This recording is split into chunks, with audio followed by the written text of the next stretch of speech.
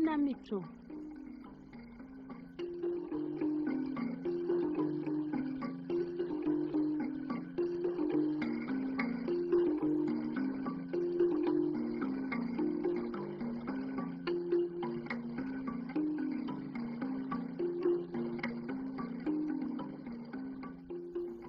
Shuti muteze amatwi radiyo Rwanda namwe bakunze b'ikinamico mwiriweho. Uyu mugoroba radiyo yanyu yabateguriye umukino witwa Inyabubiri y'urukundo, wanditswe n'umubyeyi Desituri Sylvia unonosorwa n'itorero Indamutsa. Hari abantu bibwira ko urukundo nyarukundo rutakibaho. Abenshi bazi ko umukobwa n'umuhungu basigaye bakundana umwe akurikiyeho undi inyungu runaka. Nyamara burya hari abakundana nyabyo batitaye kuri ibyo byose. Nubwo akenshi inzira banyuramo y'urukundo aba ari inzitane. Nimukurikire umukino.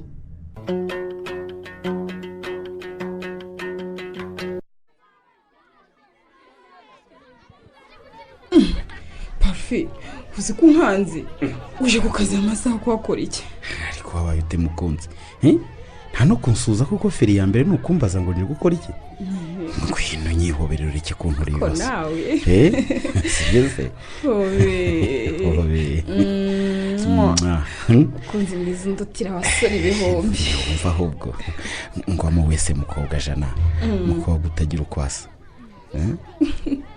Ariko Parfait, Use singiye kukubeshya. Sinzi ikintu ushyira mu magambo umbwira. Kubera iki? Ko ntajya nyahaga. Iteka numva mbereye mashya mu matwi yanjye. None ibyo ngiye kukubwira byo ntibisanzwe rero. Ubanza ugiye gukeka ko ari ijwi ry'Imana riri kukuvugisha. Mbwira we. Parfait, banki yaba yameye wa mushinga bagiye kuduhinguzanya. Reka ntanguzanye wito. Ni inkuru nziza itagira ukwisa yewe. Ijyanye n'inzozi narose kuva nkivuka. None igihe kibaye cye ndasikabije karabaye. Ako Parfait, ndagukunda ariko mfite ikintu nkangira. Iki kisikana. Nanga ko buri gihe umbwira inkuru ari kubanje kunyicisha amatsiko. Urabona isaha zitageze abana badasubiye mu ishuri. Noneho reka tujye hano inyuma y'ishuri nk'iminota 5 nkubwire. Sibyo? Mbwira njye kwigisha ariko amatsiko aranyije be. Iki? Urumva kirinze kujya inyuma y'ishuri directeur akansanga namukizwa n'iki? Mva kandi. Uzi ko nsigaye nzira kuva namubwira ko mfite umukunzi we. Ariko se ku rukundo rujyaho rushaka. Sebera abayumva ko kutamushaka uzamukunda ku ngufu. Parfait. Va mu bya sebera unyibwirira inkuru nzaniye. Ubwo uzi ko nindangara gatabana nigisha mbabona barimo batambatamba hanze kuko bambuze. Wito, ubu nabonye amahirwe yo kujya kwihugura ubuhinzi hanze. Ko? Wabonye amahirwe yo kujya kwiga mu mahanga? Cyane rwose. Amahirwe y'iki se? Wivugishwa sheri. Nabonye amahirwe yo kujya kwiga neza ubuhinzi bwa kijyambere. Urumva nzagenda kwa 5. Se Parfait. Ukuntu uri kubivuga wagira ngo biragushimishije. None se we ntabwo bigushimishije wito? Babarira umbwire. Mbwiza ukuri. Parfait cyangwa ni parfuzi umukunzi wawe hari undi se? Ubwo se urumva giye ubyanshimisha gute mu gihe ugiye kwiga iyo ngiyo ukazamara imyaka n'imyaniko? Oya wito. Niba ari icyo rwose shyira umutima mu nda. Pe ndagusabye utuze. Kure y'amaso si kure y'umutima. Ntago bizi. Ndagiye kandi sinzatindayo. Nzamarayo umwaka uyuto umwe gusa wonyine kuko ntabwo ari ukwiga ahubwo no kwihugura. Ariko Parfait, mbarira umbwire ko ntarimo ndarota. Oya reka nawe ariko uribuka ko twari tumaze gutangaza itariki tuzashyingiranwaho? Ndabizi. Uribuka ko turimo gukoresha invitation? Sheri, ibyo byose ndabizi n'ukuri. Ariko aya ni amahirwe mbonye ntapfa kwirengeshwa. Sibyo? Uzi neza ko iyi gahunda nayisabye kabiri kose mbura amahirwe yo kugenda. None ubu rero ndayabonye. Ntabwo rero nayifutsa rwose. Sheri, tekereza kabiri. Nyaterera inyoni kugira ngo mbanze nk'urubugwe koko. Parfait. Uri kungora rwose. Gute icyo kibazo kirakomeye. Ariko nawe banzure ko ibyo kwikunda ishyire mu mwanya wanjye. Ariko tuzure iki kugira ngo ishyire mu mwanya wanjye giye uzabusiga hino. Abantu nibajya bambaza ngo se invitation zirihe nzajya mbasubiza ngo iki? Wito, biraremereye ibyo rwose. Ariko reka twizire ko icyo kibazo ntawe uzakikubaza. Sibyo? Parfait. Ubanza utawe umutwe atari gusa. Uribuka ko mu rusengero baratangiye kuturanga ko twitegura ubukwe? Ndabizi pe. Ubuse umwaka uzashira bakituranga cyangwa bazageraho badusubike pastor avuge ko tuzabusubikura umwaka utaha. Mva sheri, agahinda kawe rwose ndakumva. kandi n'ibibazo ufite bifite ishingiro sibyo ariko numva bikwiye ko ngenda nkajya gushaka ubumenyi buzadufasha kwibeshaho no kubeshaho igihugu mu minsi iri imbere sibyo icyambere ni urukundo sheri ugomba kubyumva kandi none se niba icyambere ari urukundo Parfait waretse kururutisha ubwo bumenyi n'ubutunzi ugiye gushaka hanyuma tukagumana hano mukunzi wanjye nkivutse ayo mahirwe koko ko nawe ubizi kandi Parfait ubu urabona nzabasha kubaho no kubona hafi yanjye bigakunda koko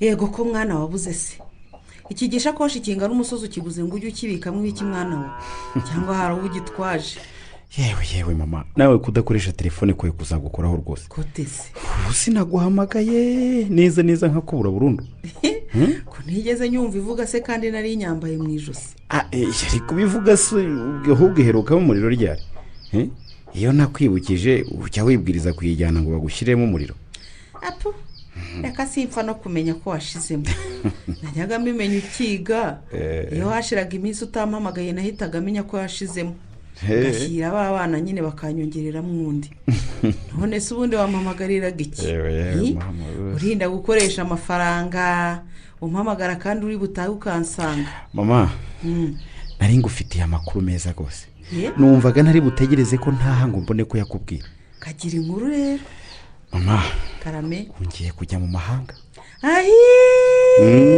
rwose ndagiye pe nuko mwana we genda wowe ukagenda we maze Parfait nzaguherekeza urakoze mama ubundi numara kugera mu ndege uzarebe hasi upepere nanjye ngo upepere uri mu kirere ariko ntukansetse mama nzagupepere ni mu kirere none ubwo kuruva umuntu uri mu ndege yareba umuntu uri hasi bakamenyana ariko wowe kitazi n'umwana na nyina ubuse ko nk'ubyara babashyize hamwe muri impinja nyinshi nuko nkaza ndi kumwe na so atangiye kuvuga ngo ese ubu turabwirwa n'icyo umwana wacu ko ngewe ntajijinganyije nahise nkumenya n'ako kanya biratandukanye ariko mama biratandukanye rwose indege igurukira kure cyane ku buryo utapfa kumenya abari hasi naho ubundi rero nuko bimeze nzagenda kuwa gatanu iyi varisi rero ureba wambazaga niyo nzajyana nyine nzayipakiramo ibintu ubundi ariko rero ntiwanansobanuriye muzajyayo se mwese abo mukorana cyangwa ni wowe uzajya uhagarariye bagenzi bawe mva mama ntabwo ari ibyo mu kazi rwose ahubwo ngiye gukomeza kwiga no kunonosora neza iby'ubuhinzi mu mahanga ugiye kwiga ngiye kwiga rwose risubiza aho uri kuye Parfait risubizeyo rwose ujya kwiga wiga ibiki niko amashuri yose wize se urayarebye ubona ari make none ugiye kwiga n'andi ariko se mama ko bitagushimishije ntabwo ushaka ko niga ariko icyo wiga wasigaje n'iki Parfait ko wize amashuri mato ukiga amashuri makuru na kaminuza ukaba warayirangije wakwicaye hasi ugakora akazi ibyo bindi bijya kuguheza ishyanga n'ibiki mama ndakumva wigira ikibazo na kimwe ntabwo ari ukujya kwiga ngo umare igihe kirekire rwose ni ukujya kwihugura guhinga kijyambere kuko aho ngiye nyine ni igihugu cyateye imbere cyane mu buhinzi nzamarayo umwaka uyu wonyine umwe wonyine gusa ariko ko umwaka uvuga nk'aho ari ubusa Parfait ese ubwo ni munini mama ubwo urumva nakwemera ko ujya kumara umwaka iyo mu mahanga nakubona ntakumva ntazi ko uriho mwana wa ariko mama reka nkubaze ikintu urakomeje urashaka kumbuza aya mahirwe nari ntomboye nta mahirwe ari aho Parfait nta mahirwe ari aho rwose kubera iki atari amahirwe ubundi mwana wa ujya wibuka kuri ikinege mama ndabizi neza rwose kandi ni nayo mpamvu mpora mparanira gukora neza ngo nzagira icyo nkumarira wowe n'uwo nzashaka wumva ko wabaye umugabo ahubwo aho rero nyine ibyo bitekerezo by'amahanga byikuremo ahubwo urebe ukuntu uhamuka ukazana n'umwuzukuru rwose reka nkubwire ibyo ndabizi ko ubishaka cyane kandi si wowe wenyine nanjye ndabishaka none ntibiruta aya mahirwe mbonye y'imboneka rimwe atazongera kuboneka unyumvira abahu Parfait ninde wakuruze mwana wa ntawe ndoze nzamenya aho mpera rwose ndi muzima rwose ntawe ndoze uvuze ngo kugira umuryango ntacyo bivuze ngo icyangombwa ni amashuri oya ntabwo ari byo mvuze mama mvuze ko gushaka ntaho bijya aho nzazira hose nzaza kandi nzabikora gihe kisi ntabwo ari kera ariko none se wowe ntuzi ko mfite umukunzi witonze kandi dukundana cyane ninza nzahita mushaka rwose tubana ngaho rero ahubwo siga umurongo ugenda umusize mu rugo ariko mama byibura mbone n'uzajya amaribungu urumva kuko ibyo byashoboka koko yahuzwa n'iki se iminsi ngaho isigaye urumva nabona umwanya wo kujya mu by'ubukwe cyangwa ndarwana n'iki ko nduwe nawe akaba ari uwanjye aho nzazira ko nzamusanga ikimbabaza ni icyo rero ntabwo cyakakumbye kukubabaza ariko parufe bitambabaza wajya ureka guteta kuko uze mwana we ndabizi ubwo urumva ugiye kugenda ukamara umwaka iyo maze uwitonze umukobwa w'inkumi mwiza ushakwa n'abasore bose ukorera leta ukazasanga akicaye ngo aragutegereje mama azantegereza ndabizi neza yewe kandi byemera nzaba ndeba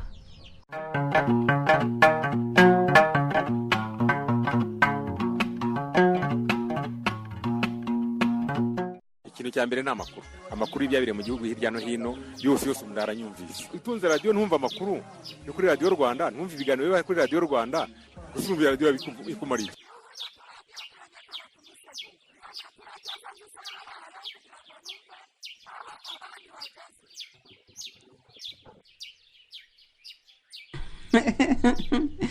ariko uyu mukecuru uvuga ngo akaradiyo ke kaba ku musego aransetsa koko njye nikundira uwo mugabo uvuga ngo ikintu cya mbere ni amakuru yewe nawe ndamukunda ariko si cyane nk'uyu mukecuru uvuga ngo isaha y'amakuru mba nyizi kugira ngo numve aho abandi bageze aransetsa koko yewe nyamara ibyo bavuga byose nibyo none se ubundi wowe ubona ko ikintu cya mbere atari amakuru ubundi ugira ngo iyo ntaza kumenya ko nyamukwe wacu yifatiye amahanga mba ngeze ntumirara wagize ngo ni wowe wenyine se muze njyewe sinari maze kubwira ababyeyi dusengana ko dufite ubukwe ngo batangire bitegure si uko ubu nari ntegereje ko uwitonze ava mu kazi nkamubwira tugahamagara nyirasenge agatangira kwitegura hakiri kare da ariko si ubundi Donati ndakumva niba wowe waganiriye n'uwitonze aravuga ko bihagaze gute bizagenda gute niki gikurikiraho njyewe nta makuru yuzuye mfite nakomeje kumva abantu babivuga mu gipfunsi ngo umukwe wanjye arigendeye ngo abenze umukobwa wanjye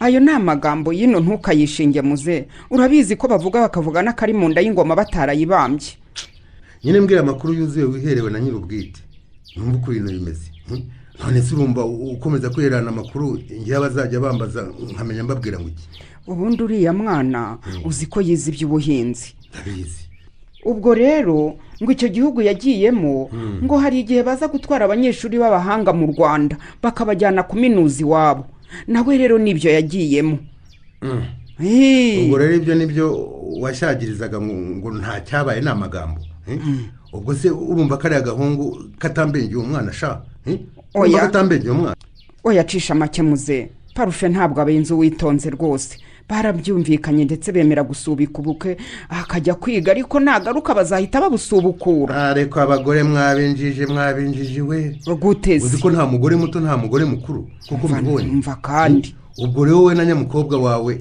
mwagiye aho murasama ngo muzategereza bakwe zanyu zizagaruka mukuru ubukwe ariko cururuka tuganire koko muze none se ko abana aribo bahisemo kandi bakaba barabyemeranyijeho uragira ngo tubikoreho iki koko n'ubundi ntitwamubuza kuko ndakeka yamaze no kugenda yewe nabikubwiye we n'uwitonze ntawe ugize icyo arusha undi umva kandi ubwo we urumva uriya muhungu azagenda akabiyo imyaka n'imyaniko akazaza akarongora uwitonze cyangwa ubanza utibuka imyaka y'uwitonze ibyo narabitekereje rwose ndavuga ntuyu muhungu aramutse agiye akibera iyo umwana wanjye akazamutegereza kugeza abaye nka mukamusoni nabigirane urumva se ikindi ari igiki usibye kuzategereza amajoro 18 nka mukamusoni nyine uwitonze yansobanuriye ambwira ko batazatindayo kuko ngo si ukwiga ibi bisanzwe biga imyaka myinshi ahubwo ngo ni ukwihugura bazamara y'umwaka umwe gusa umwaka se wo ukavuga ko ari muto si muto cyane ariko nanone uwitonze ntiwamunanira kuwutegereza ariko wirengagije ko bari baramaze kubaranga mu rusengero abantu bose bazi amatariki y'ubukwe bwabo ariko impamvu ni uko utazi amagambo ari kuvugwa hanze ahangaha ngo umusore aramukwebye umusore arakwebye n'ibyo biberamo. none se ko nyine ari amagambo y'abisi wayakoraho iki? icyangombwa ni uko abana babiziranyeho kandi bakaba barabyumvikanyeho. aha erega ikindi utazi ni uko umuntu ari mugari niko Donatille. ndakumva mugabo mwiza. uriya muhungu wumva ugiye mu gihugu cyakora akazamarayo umwaka wose, uwo mwaka uzashira nta wundi mukobwa arabona w'ikizungereze kurusha uwitonze. icyo nacyo nagitekerejeho ariko nsanga dufite amahirwe kuko ari umwaka umwe gusa. naramuka abengutse umukobwa w'umunyamahanga akamutahukana, uwitonze nawe azaba abibona ahite yishakira undi mugabo. atamucyuye se bagaturayo azategereza kugeza na ryari? umwaka nushira ntaze tuzamenya ko yashakiye akanaturayo, uwitonze azarambagizwa nawe asabwe n'undi mugabo. aha ibyo ni ibyawe n'umukobwa wawe. ese mu cyo gihugu ubundi yagiyemo ni ikihema? uwitonze yakimbwiye ariko nakibagiwe pe. niba ari Ububirigi, niba ari Uburayi, niba ari Ubufaransa sinkibuka neza. cyangwa na Amerika? oya ntabwo ari Amerika. Amerika ndayizi neza ntabwo yanyibagira. ahubwo ni ikindi gihugu cyo mu ijuru yewe. cyamaye Donatille washaje burundu pe. igihugu cyo mu ijuru se kibaho mu isi? cyangwa umwana yagiye mu ijuru adapfuye? nyamara nubwo nseka bwose icyo gihugu ni icyo mu ijuru kuko cyanditse no muri Bibiliya tujya tugisoma n'ukuri. noneho bavugaga Yerusalemu. aho si Yerusalemu bavugaga? oya.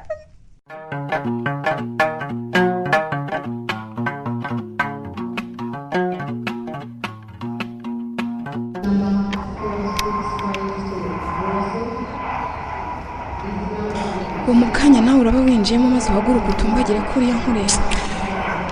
sheri niko biri bugende pe.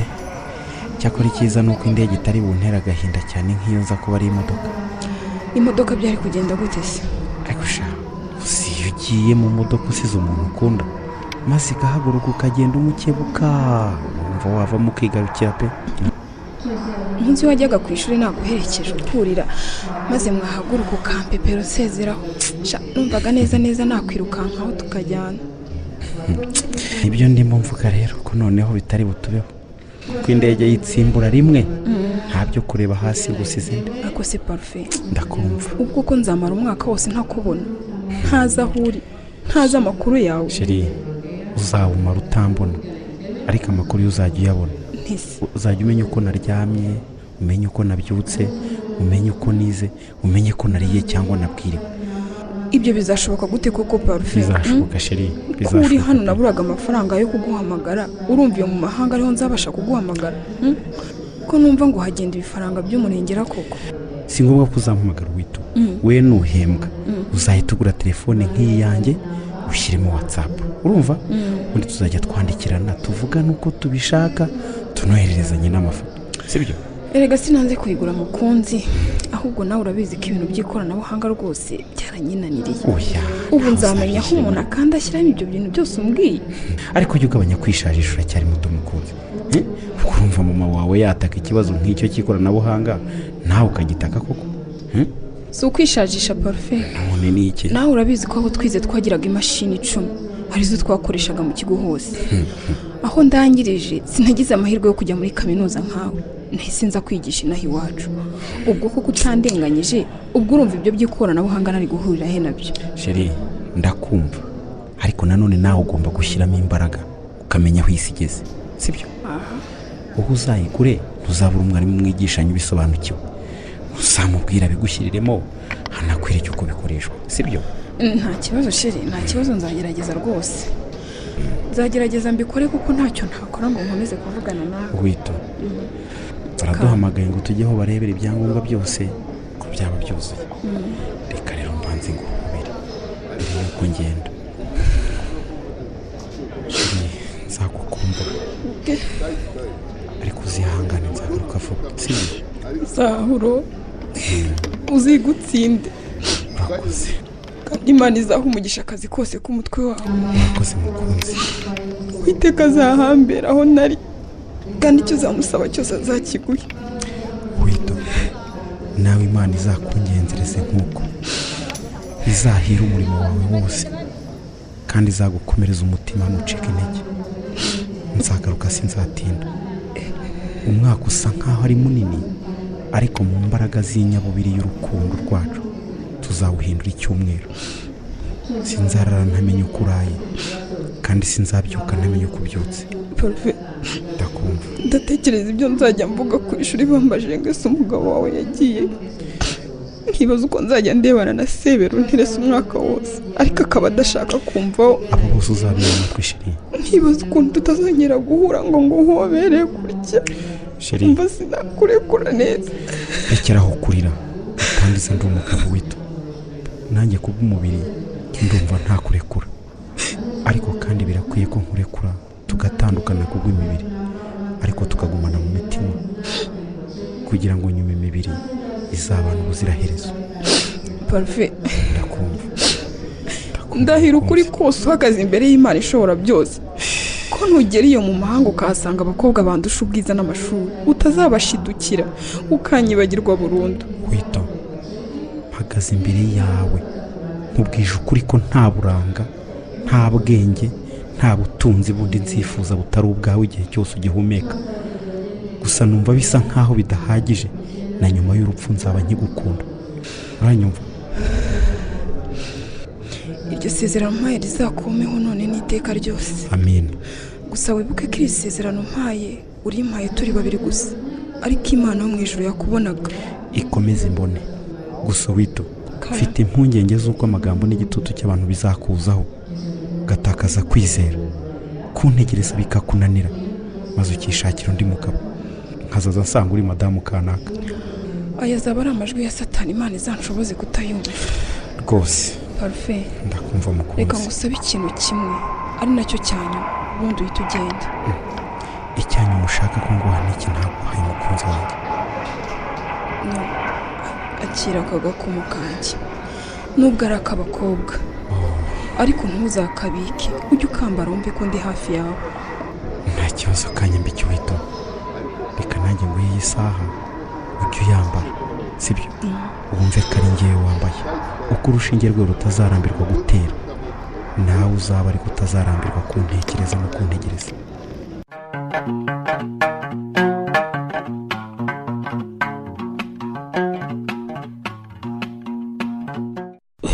Waramutse Buriji? Ngo mwanshakaga. None se ko manyuze wigisha imibare kandi nzi ko wigisha indimi Witonze yabaye iki? Witonze ntahari ariko yasabye uruhusa.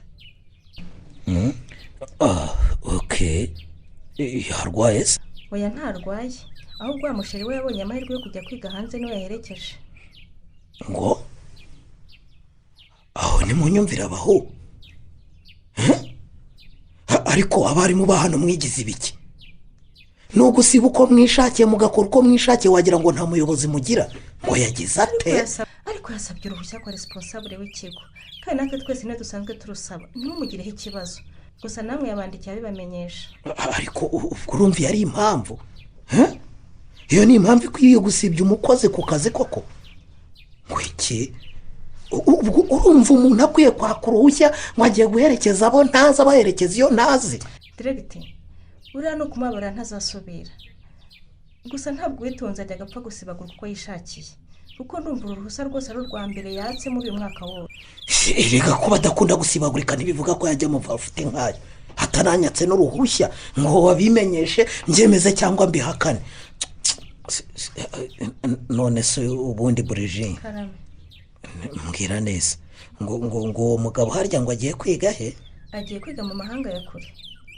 Cyamaye niko wa munyagwara kandagiye narenze ko agiye kwiga hafi ahangaha naho ni mu mahanga ya kure iyo ngiyo. Bose ngo agiye kwiga ibiki ko nzi ko kaminuza yayirangije? Ubanza agiye kwiga icyiciro cya 3 simbizi. Yewe noneho Parufe naza na masters ntawe uzamukira we n'uriya mugore we ye sinzongera kumubwira ngo yumve nk'umuyobozi. Ariko Parufe n'umwana mwiza ntiyirata kandi Witonze muramubeshyira rwose iyo ngeso yo gusuzugura ntayagira. None se cyatumaga adasuzugura kuko ko ntacyo yari afite urumva azaba afite noneho umugabo ufite impamyabushobozi hanitse yakuye mu mahanga kure akazongera kuvugisha ndera azongera nyumve se ako se ubundi epo ubundi za buriya ibyawe ntibiraba birangira birangijwe n'iki wese urumva uriya muhungu ugiye kumara imyaka ingahe mu mahanga azaza agasanga uwitonze akimutegereje wowe yabuzwa n'iki se diregite ubu imyaka umaze ukoresha uwitonze nturabona ko ari mu bakobwa bake bazi kwihangana no kwizera cyakora uwitonze agira ubujiji bwinshi yanabikora gusa inshuti ze muzamube hafi mu muhumura amaso kuko nubwo rwose yakwigora agategereza parufe we ntiyakwihangana kutiteretera abana beza babiyo mu mahanga ariko sinzi impamvu ukomeza kubatega iminsi gutyo diregite sinjye uyibatega kuko parufe n'uwitonze barakundana kandi cyane ikindi bose mbona ari inyangamugayo ku buryo kubahiriza isezerano bahanye atari igitangaza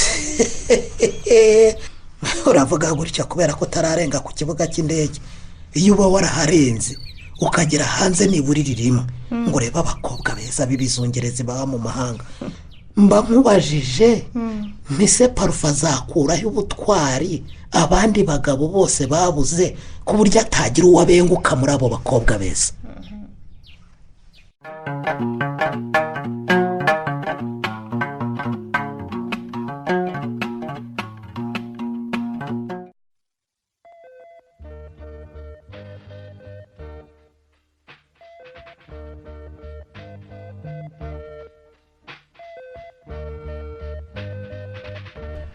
nkumbuye umwana twareranywe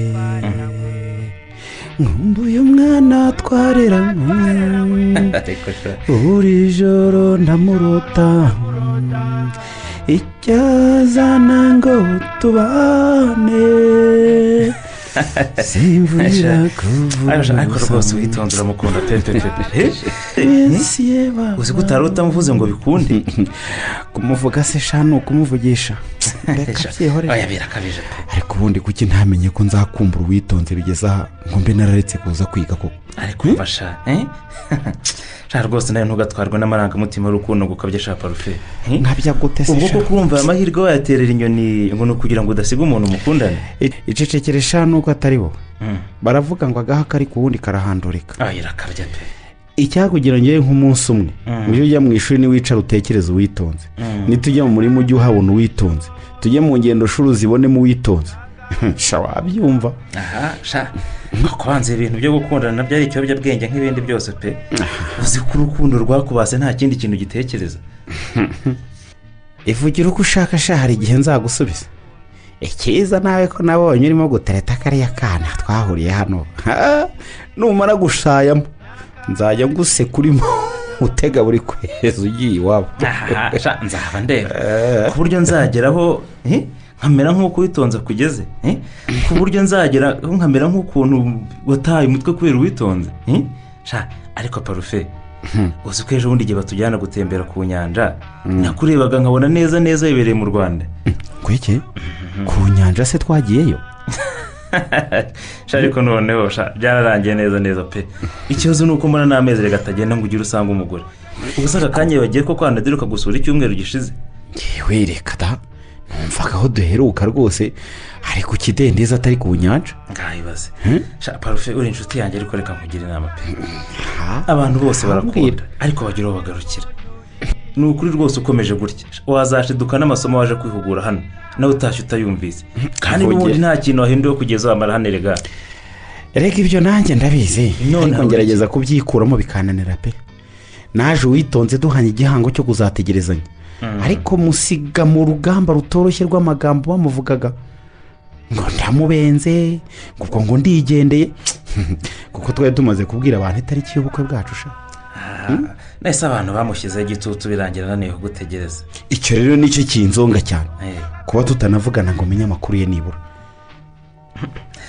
ngo ntabwo muvugana mba nkuroga ntabwo tuvugana gute se utavugana n'umukunzi we kandi njya numva hari n'abandi bantu muvugana inshuti zawe mwiganye umukunzi we niwe waburira umwanya mva nikora ikibazo si ngewe ikibazo kiri ku witonze uwitonze ni nyamwari w'iwacu mu cyaro yibereye aho nk'umuntu w'umutesi ntiwamubona ku mbuga nkoranyambaga nk'abandi ngo biramurushya ngo ntiyamenya kubikoresha mbese ibintu nk'ibyo ntabwo ntagize rwose ariko rero nabwo ni ubujiji bukomeye yifitemo pe nese kubona aho isi igeze utagendanye n'ikoranabuhanga ubona utatakara burundu nanjye ibyo ndabyibaza ndikora ariko nta kandi nta n'igihe ntayimubwira uhera kera ariko pepe yaratsembye neza yarananiye abambwira ngo nimba itunga nawe ubwo azaba bitunze ariko rero parufe nawe ugomba gushyiramo imbaraga zawe niba wafite irego yo kumusirimura ukamukuramo iyo mitekerereze yo mu kinyejana gishize niko ukamushyira ku murongo kandi nk'ubu ngubu rwose itumanaho ryanyu ryaranze neza neza kubera iyo myumvire ye.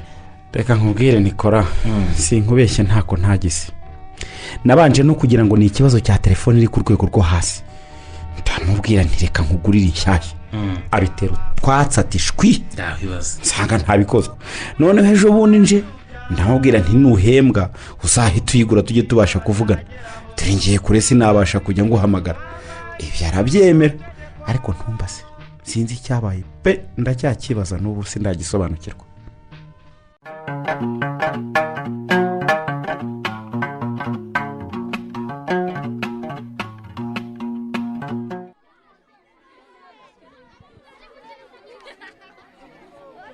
shaweto ni ukwihangana pe bibaho nta kundi gusa ushima imana ko batwaye amafaranga bakagusigira ubuzima kuko ibintu ntibihawe. Icyo cyo ndagishimira imana rwose kuko nkurikije ukuntu banshukashutse kugeza mbaye amafaranga yose mbona niyo bashaka kuntwara iwabo bari kuntwara. Ariko se niwe yabihereye koko? Ubundi ukuntu byatangiye umusore yambonye nsohotse mu iduka rimwe ricuruza amatelefoni ubwo nari mvuze nti reka mbanze ndebe n'ahandi uko bimeze.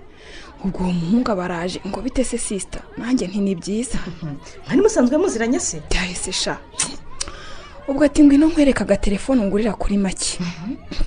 Nyine nanjye ntabwo nshaka telefoni isanzwe ndashaka telefoni nziza nyine ijya mu WhatsApp. Umusore ati iyo niyo mfite n'ubundi ati ngwino ariko tujye inyuma nyikwereke. None se kuko utaketse ko yaba ari igipfuko ubwo wumva uyizeye atari wowe wayifunikurije? Ariko koko Brigitte waretse nkagutekerereza inkuru nkayirangiza. Ibyo nibyo nyine nanjye namubajije. Umusore ati ni nshyashya mu cyagari yongera ati cyakoze ntakubeshye niyo nibye hari mu iduka kakanya atumpaye make ati nayafata ubundi nkajya kwigurira ibiryo. Ubwo se ko kumva kudacuma ugiye kugura ikintu cy'ikibano kandi ubizi neza? Nanjye ndabyicuza pe kuko satani yantegeye ahantu habi ku mafaranga ndangije sinabasha kumunesha. Ubwo rero yanyakaga 20,000 kandi nari maze kubaza muri iryo duka nari nsohotsemo imeze nkayo neza banci 80,000. Ubwo yavuze 20 mpita ntubwenge ntangira kubara ko naba nungutse 60,000 yose. Cyakora gutegeye ahantu habi cyane ku mafaranga buri wese abashobora kuhafatirwa ntawe guseka. Brigitte nagize ubunyangamugayo buke nanirwa kunamba kukuri namenye kwiyuguza ikibano nawe ubuhaye umusanze igisambo. Ariko nabisabiye Imana imbabazi kandi numva yarambabariye. Niyo mpamvu rero ngenda mvuga ahantu hose uko byangendekeye kugira ngo rwose mujye mwirinda abateka mutwe. Nukuri ibi ni byiza pe kuko birafasha. Nkanjye menye ko umunsi nagiye mu mujyi nta muntu uko yabasa kose uzaza kumvugisha ubusa ngo mutega amatwi kose. Ariko ntiwambwira ko yaje guhinduka isabune. Wahora n'iki Brigitte? Ubwo nyine naremeye anyereka ukuntu ikora anyereka uko umuntu ashyiramo za WhatsApp anyereka uko bahamagara anyereka fotora yewe yaranamfotoye ifoto yanjye yari irimo. Ubwo rero yishimye bari 20,000 nyine bimuhereje. Namaze gukuramo amafaranga ngiye kuyamuha abayikubise mu gakarito yari irimo ngabonye umupolisi ahita yigira imbere gato mbona arandembuje ngo ninze nyifate. Ko rero nari namaze kuyikunda namugeza ahita ampereza vuba nanjye mbika vuba amafaranga nyamuhereza gutyo agiye yiruka ngo batarinda kumufata. Ubwo nanjye niko nahise nyibika ngo nanjye hatagira uyimfatana. Ngira se niza guhinduka isabune tese. Urumva yarafite udukarito tubiri ariko giyewe ntabwo nari mbizi. Ubwo rero icyo gihe ayisubiza mu ikote sinarebaga namugezeho ahitamo agakarito karimo isabune igihe wengira ngo ni kamwe karimo telefone bandirutse ngo hatagira nanjye ufata akayinyambura. Baguciye amaboko bakagenda bonyine ubivuga urabizi. Gusa ihangane uzagura indi kuko ntibaguciye umutwe. Ikibazo shasa amafaranga cyangwa telefone banyibye. Ikibazo mfite ubu gikomeye ni icyashiri wanjye tumaze imyaka n'imyaniko tutavugana. Sibyo se niba ubu ngubu yararwaye sinabimenya niba yangiye ari mu mahanga haramuguye nabi simbizi. Ariko urukundo si ikintu ragatsindwa uba amezi angahe amaze iyo urimo wita imyaka n'imyaka koko. Shana iminsi ngaho utavuganye n'umukunzi wawe ni myinshi noneho ibaze rero amezi. cyakora koko nibyo ntubeshya pe. Ubuse we uzategereza ukwezi gutaha duhemba ujye kugura indi, kuko sinzi ko hari ubundi buryo wabasha kumenyamo amakuru ya parufe. ntabwo pe, kuko nijoro nashyize igihumbi muri telefone, ndavuga ntireka muhamagare nidushaka tuvugane umunota umwe gusa, ariko rwose byibura numve n'ijwi rye. mpamagaye nimero ikajya yikuraho nta n'icyo bambwiye we. Ubuse sha watera nde ngo basi mupfe kuvugana na gato, cyangwa kohereza n'agafoto kureba uko asigaye angana. natira ndetse nyine ko umuntu ugira nk'iriya telefone yohereza amafoto ari sebera. ubwo koko namujya imbere ngo nteza telefone noneho nkongera ngo mvugane na parufe. Ibyo ni ikizamini kitoroshye, ariko sinanone ko mu kwezi gutaha ari kera. Ubu uzahageza utaravugana na parufe. Ibuka ko imishahara igitinda no kuza, ubwo bizagenda gute nibarenzaho ibyumweru nka bingahe? Regi, iby'ukuri ngejeje ukwezi gutaha ntaravugana na parufe, naba narasaze singiye kukubeshya. Reka rero nkubwire igisubizo cy'ikibazo cyawe wito. Jya kureba diregiteri, biraruhije pe ariko birashoboka. Genda umutera aragusuzugura cyangwa no gucyurire ko wamwanzi, ariko ntiyayikwima. Byibuze uvugane n'umukunzi wa mutima wongera utere neza.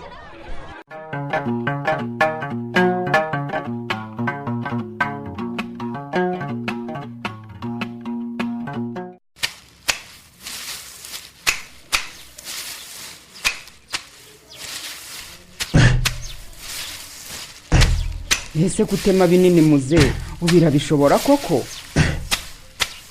ariko iriya nka wowe ntuyizi, zirahagaze mu rutoki iyo ntiyayigusha hasi nkanswe ibi nayitemeye ngo nibyo byayinanira. none se akanyana nako karabishobora? watemye duto nako nkagahawe. mwiriwe yemwe aba hano mwiriwe. uwo si umuntu uhamagarara? nanjye ndumva ari umuntu dusuhuza. komeza ntitwaheje. nanjye ko najera ese mwibereye mu gikari. komera diregiteri. muraho neza. muraho neza. ngahe n'agatebe bicare. naho ubundi twebwe twibereye hano, nari mama iyi nka yanjye utwatsi, umukecuru nawe arimo anganiriza. ntakunda kwicarana ku irembo. reka n'ubundi ntiyakwicarana ku irembo, kandi hari uwo bakwicara bakaba akoze nziza pe. yewe tuyitaho uko dushoboye kose diregiteri, ibirenzeho ikatubana mbiye ni ukuri yabidutengushye. ntako tuba tutagize. aho nciye hose niba mpabonye togozi ndayizanira, niba mpabonye urubingo ndayizanira, niba muzehe haciye ku mutumba ntawe usiga.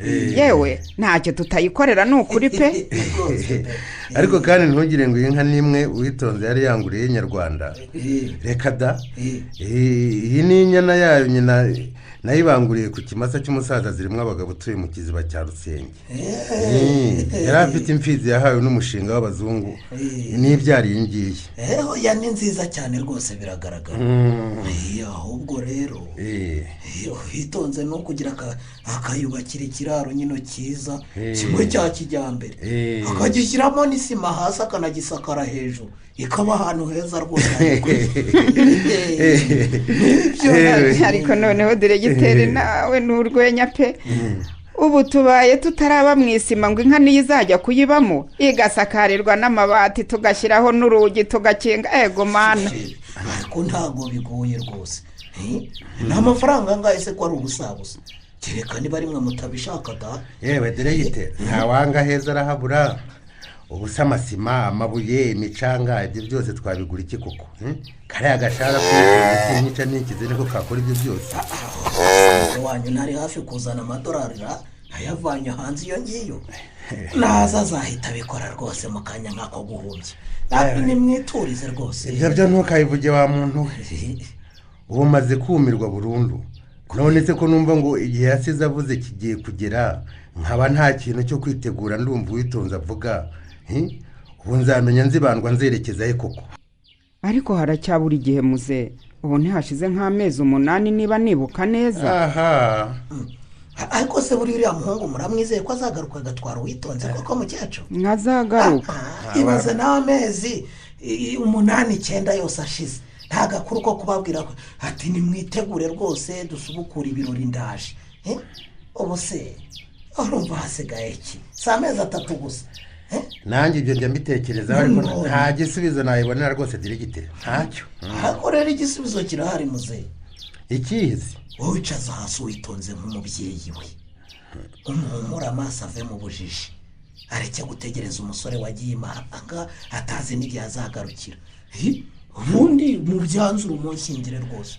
kurya wikiriye nawe urateta koko diregiteri? oya si uguteta da. ubu se ko abantu bose bazi ko Uwitonze afite umugabo wagiye mu mahanga, bari baranatangiye kubaranga ahantu hose mu nsengero, urumva ari nde wazamurambagiza koko? ariko icyo si ikibazo muzehe, ngiye nabikubwiye. nyamara ni ikibazo. ubu se uyobewe ko kuva kera nakundaga Uwitonze? ntabwo bizi muzehe? ndabizi. ngenda hari cyane rwose diregiteri, niteguye isaha ku isaha ko nahita mugira umugore wanjye. n'aka kanya byemeye rwose, icyumweru gitaha twakora ubukwe. yewe sinzi ko byakunda, umwana wanjye akunda parufe. ariko uriya muhungu yamuhaye icyo abandi basore batagira, uzi ko amukunda ukagira ngo amuhe iki se? yari afite iki koko muzehe? yari afite iki? usibye ko namuteresa akanyanga ngo parufe yiga muri kaminuza, ubundi ugira ngo ikindi afite ni iki? kandi ubu nongeye nanjye kaminuza se sinyirangije. erega n'uriya muhungu wamwoshyaga none dore yaragiye, kandi buriya n'Uwitonze afite ipfunwe ryo kuba ategereje umuhungu atazi igihe azaza. we mufatirane muri iki gihe umurambagiza, ubundi urebe ko atakwemera. umukobwa se wakwanga umugabo nkawe ukize w'umudiregiteri wanaminuje n'uwuye? yaba yarasaze.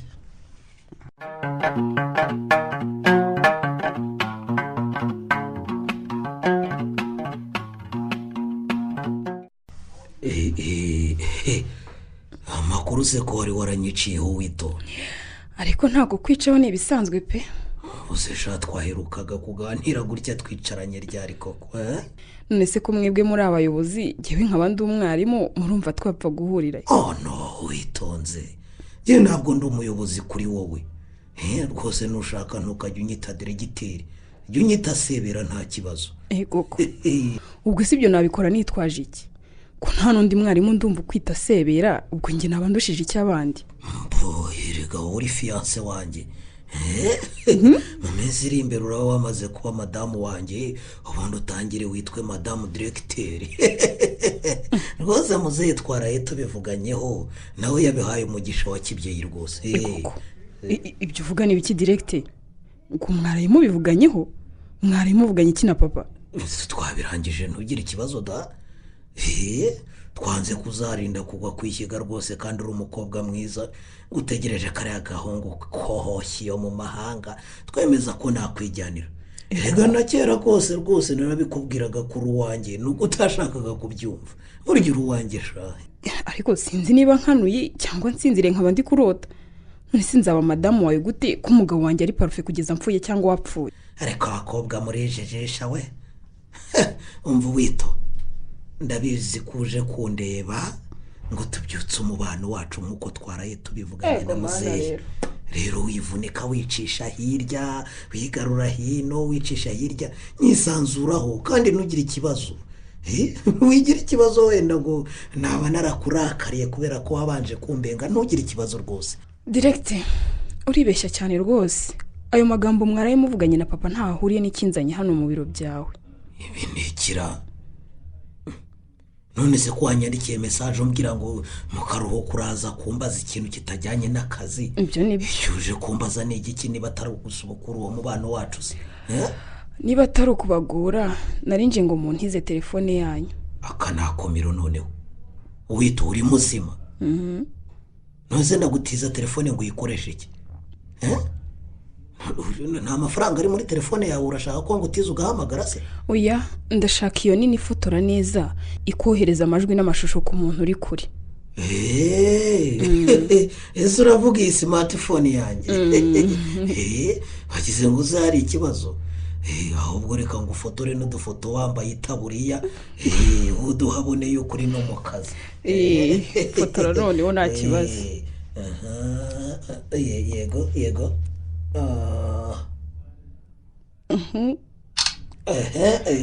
hindukira ngo ufotore n'akantu ureba hirya. seka gutya. ujya wirya nk'abakobwa di. rebamo hano neza. ngaho urebana hano twifotozanye twembi reba hano yego sha yego ku mana yanjye wayabonye reba ko atari meza rwose yego ko ya mafoto ni meza byo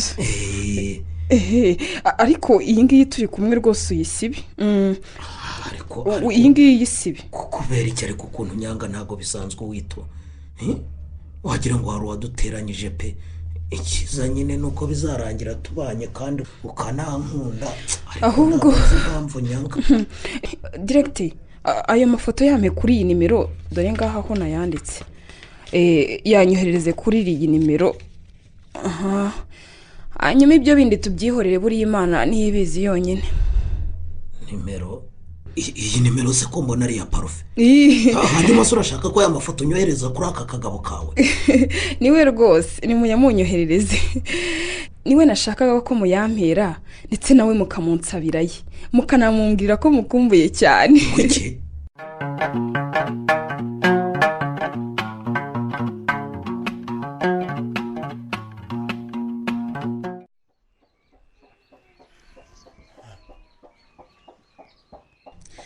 ubu rero ndabona uyu mwana ananiye, reka nitahire nzagaruka kumureba ariko wa gatandatu yiwe hano.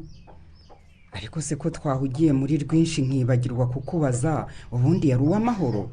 Ariko wa ndakumva, ubwo urumva ko ku mwana wanjye namushakira ikibi kiragaca hirya rwose ntikikansheho nako nikikanabeho kirakamuhusha. ni rwose nagira ngo umubaze niba nta gakuru kamushutuye parufe yaba ndusha.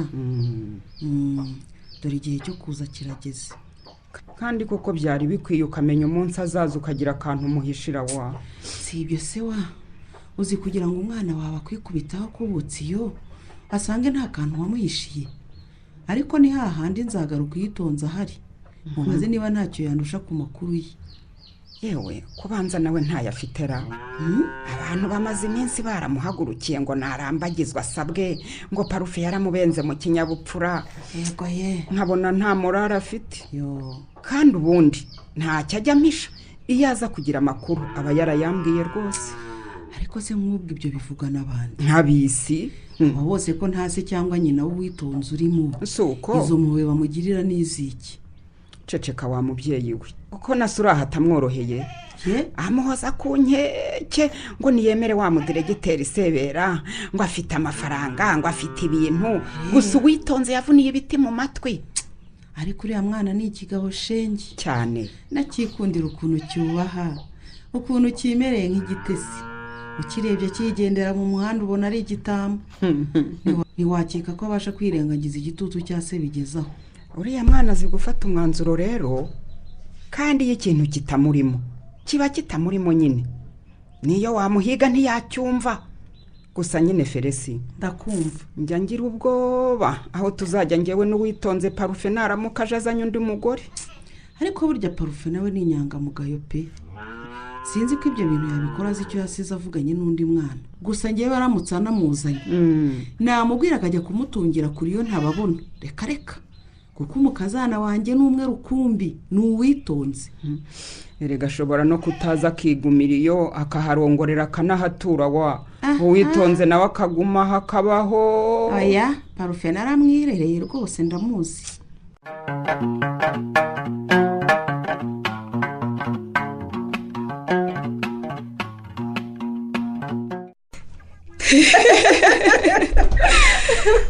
nabanza gufotora amafoto uhita umwoherereza. nayifotoje nayagwijije pe sinjye kukubeshya.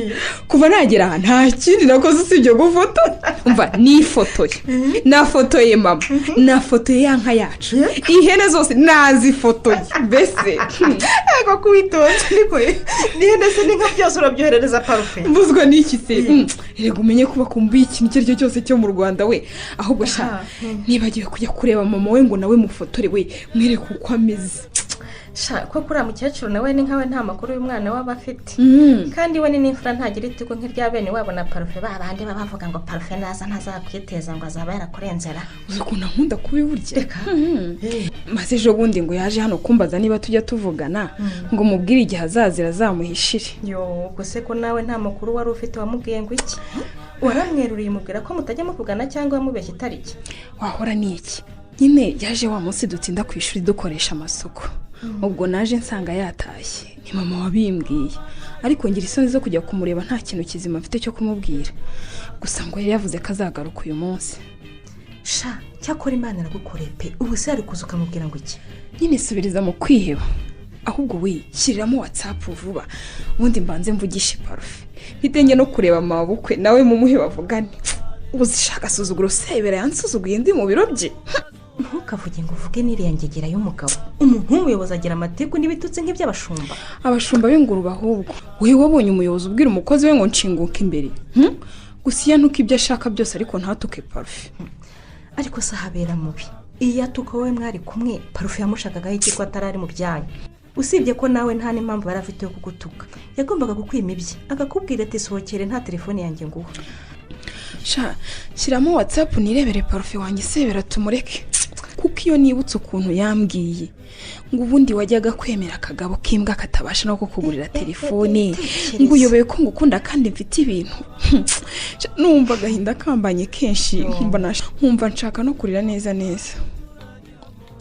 ahubwo se ko mbona byanga we. oya ubundi umuntu wabinyigishije yambwiye ko ujya kuri interineti ukandikamo ijambo WhatsApp noneho abantu b'inshuti zawe ugahita ubabona bose cyangwa uri kubyandika nabisha.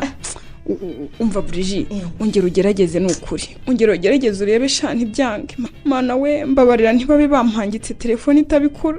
ako se ubundi David we yagiye ko yajyaga bimenya ko kunkungubariye. cyangwa reka ngerageze ibindi bambwiye noneho wandikamo izina ry'ushaka ubundi ukamushakisha agahita azamo. reka nshakishe parufe ndebe. parufe uhise umubona se byibura? nawe ntawe mbona pe. umva amazina y'abiri nirage na parufe yandike yose neza hanyuma umushakishe neza uramubona Brigitte. ahubwo Brigitte ubwo ngubwo parufe murabyandika nabi bandika pa byandika neza kuko na a na ra na fa na a na i na ta. sinabikoze sibyo ariko David nk'ubwo rero wagiye kuko uzi imbere nagushakiye ngo ufashe gushyiramo WhatsApp mvugane na parufe nkakubura. umva ngahakira akinashyiramo vuba vuba Brigitte nawe n'umuturage nkanjye twese byatuyobeye. reka mbaze nk'amazi nkorera telefone David inka se ntubura yiha amazi hari aho igiye kwimukira cyangwa amazi hari ubwo ameneka banza unkorera ibyanjye di. ubundi ubanza kujya application ziba hitwa muri Play Store cyangwa se muri App Store yikoresha iPhone. nese ibyo ngibyo ngiwe telefone yanjye bifite none ukayidownloadinga warangiza ukayinstalla muri telefone yawe ukabona gutangira kuyikoresha. reba mo hano nuko internet iri kugenda buhoro ntureba usibye ari byabananije iki koko nako bise bikunda ubwo ngiye ko nayo ibonye igena ikimara. dore byose birasobanura muri telefone yose biba birimo. rero akanga kangene nakabonye ariko ntabwo nari namenye icyo gasobanuye kumbe niho bayisanga. biterwa na telefone nubwo twari twanaharebye. baba we ikibazo ni cyane genda mwana wa mama muri igikaceri ibi byose babimenye ute koko David. twe turashakisha Brigitte ngaho ndebera ngo natwe twari kuzarinda tubigeraho da. mbwira rero nimero ushaka kuzajya ukoresha ku buryo abantu bazajya bagushakisha bakakubona. ishyiraho yayindi iherwa n'igihumbi si abantu bose bazi kandi yoroshye kwifata. oya Brigitte iriya sinyishaka maze naguze indi nshyashya abantu batazi sinshaka ko sebera azajya yirirwa ntesha umutwe.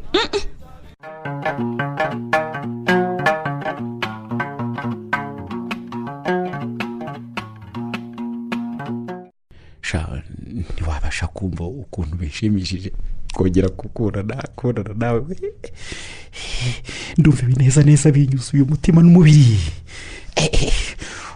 ukuntu twarangije amasomo tukabura amaviza ngo dutahe twajya kuri ambasade bakatubwira ngo tuzategereze ukwezi kose bikemuke ntakubeshye numvaga nzasanga barakwijyaniye burundu n'ukuri. ko mana mu ijuru mfite umugabane imana ishimwe cyane imana ishimwe kuko yumva amasengesho imana ishimwe cyane. parufe wasaze uririmba nijoro nta soni parufe ndakumva yamaye nka rero nibiki uhungura niki bibaye witotse sha nibiki bibaye niko parufe niko ko unkangura shani kora habaye ntabwo wumva ko uzi ko noneho wasaze burundu yewe nsara urimo rero utavuga ngo uruwitonze ukanaririmba cyane oya se kandi navuze ku buryo nawe wanyumvise se niko yewe se ngiye nyine nshaka ko haririmbye indirimbo zo mu gakiza no gushimisha ndetse n'abaturanyi bakumvise oya se kandi niko oye sha nikora nkunda uwitonze ariko naramubuze pe uramukunda cyane rwose ariko nawe ibyo wihagararaho nk'umuntu w'umugabo gute se twakabaye twarageze iwacu ariko nabona ko ikibazo cyavutsemo ni ikibazo cy'ibyangombwa gusa rero twizere ko ambasade ubwirimo buriya bizakemuka neza tu uwitonze nari naramubwiye ngo azagure smartphone za telefone nyine zigezweho ashyiremo bya bintu by'ikoranabuhanga bya WhatsApp tujye tuvugana none umwaka urinze ushira atabikoze mama nari naramubwiye ko nzamara umwaka umwe gusa none dore harenzeho amezi angahe 2 ubu yarihebye ntazi amakuru yanjye ubuse koko nikora nkuri iki ngo menye amakuru ya Sheri na mama wanjye ariko se niki cyabujije umukunzi we kugura telefone ko ntabwo mbizi kujya ukomeza ucunga imirezo zose n'imbuga nkoranyambaga zawe nyamara hari igihe wazajya kujya gutyo ukabona umuguyeho da witonze agira nimero imwe gusa iherwa n'igihumbi iyo nyizi mu mutwe urumva aramutse agiye kuri WhatsApp nahita mbibona gusa nikora hari umuntu umwe wacu njya mbona ku murongo niwe wenyine wabasha kumpuza n'uwitonze nese ubwo warinze utumutwe n'ibiro kugeza ahangaha kubera iki koko kuko utamuvugishije ngo aguhuze n'uwitonze byibuze mwe mwarira n'ukuntu wamwohereza n'amafaranga akigura telefone erega umenye ko abarimu bahembwa make wabona n'ikibazo cy'ubushobozi rega kinarimo ntabwo byoroshye nikora uwo muntu ni umuyobozi w'ikigo witonze yigishaho urumva ikibazo rero yashatse kumutereta kuva kera akajya asebya ngo ndakabwa k'akanyeshuri ngo nta kintu nzamugezaho akamije kunyangisha nde witonze ngo akunda mwemere amavandi byo birakaze pe ariko nanone reka nkubwire buriya ngo kwabwo hatashye impundu kwabwa hataha intumbi kuyagararaho rwose ushatse umuvugisha nk'umuntu wize ararenza aho aguha witonze muvugane kuko ibyo byararangiye birangira wowe urivugira ni umuntu uteye ukuntu utamenya arahatiriza cyane ntajya apfa kuva ku izina bimubwire nataguhitonze kubera utwo tubazo two kumufuhira n'iki urumva byibuze araguha mama wawe muvugane kuko erega nta n'icyo bapfa noneho mama wawe umubaza amakuru witonze simbese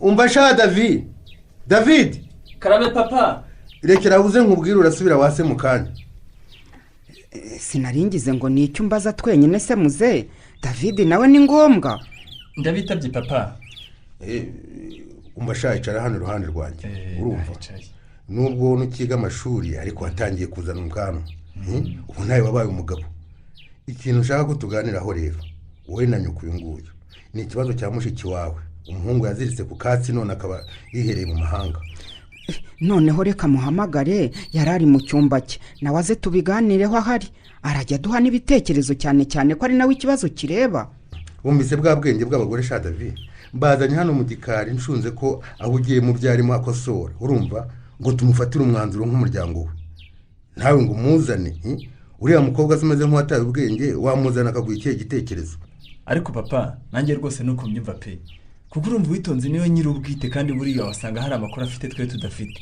ndumva byiza ariko twabivuganaho nawe hibereye ubwo nawe ngo uravuze rero aravuze nyine niko sha urumva uzaba umugabo ukigendera ku bitekerezo by'abagore ndavuze ngo mwicare hano dufate umwanzuro ntakuka tumushyingire sebera aka nakumiro noneho none se ufashe umwanzuro wowe uzamushyingira utanazi niba amukunda cyangwa atamukunda yewe ubundi icyo nicyo cyica ibintu kuba umugabo avuga mu rugo rwe n'umugore akavuga n'umwana akavuga none se azaba yanga umugabo yitwaje iki ubu se azabona ko icyo cyemezo twafatiye hamwe se na nyina na musaza we ari icyemezo cy'ubugoryi ariko papa umenye ko muri twese ntawe uzajya kubana n'uwo sebera niba rero ariwe bazabana nawe ukwiye kwifatira icyemezo cy'ubuzima bw'ejo hazaza he. witonze nyine ngewe se ndamwanga sindi se urumva namushyingira ahantu ubuzima bwe buzahura n'ibibazo. Sebera arakize, afite amasambu, afite inka, afite n'amafaranga. Ikibazo muvuga azagira ni ikihe? Erega ibintu byarahindutse muze. Ntugire ngo ni muri cya gihe cyacu se yashimaga ahantu ngo nuko ari mu bakungu akabara kohereje utaramenyana neza n'uwo muzabana. Ntabwo ari uko bikimeze rwose. Ubwo noneho nawe usikiye ko azahera ahangaha ategereje ko ari agahungu kihaye umugambi wo kuzasazira mu bitabo nk'inyuguti. Ngewe rwose numva nta kibazo ategereje umukunzi we nk'uko babisezeranye. Kuko iyo nganiriye n'uwitonze numva nta wundi musore umubamo atari Parufe. Sibyo nakubwiye se ko aroze. Urumva umuntu ufite ubwenge buzima yategereza umuntu atazi igihe azazira. Niko Donati. Ndakumva. Se wanyibwiriye ko azamara umwaka wose. Ariko nanjye n'uwitonze wari wabimbwiye. Aha, none umwaka wuzuye ryari? Amezi 2 ntiyihiritse, hafi 3 ndetse arenze ku mwaka. Azategereza azageza ryari se? Cyakoze koko ni ikibazo gikomeye. Igihe yavugaga azazira cyararenze. Kandi aho ngaho hari niyo gihera nta n'uwamenya amakuru yaho n'ukuri. Uko se? Nta wamenya wasanga atakinariho be. Cyangwa akaba yaranirongoreye umuzungukazi. Ariko wowe umuntu wagiye mu mahanga wamwishinga.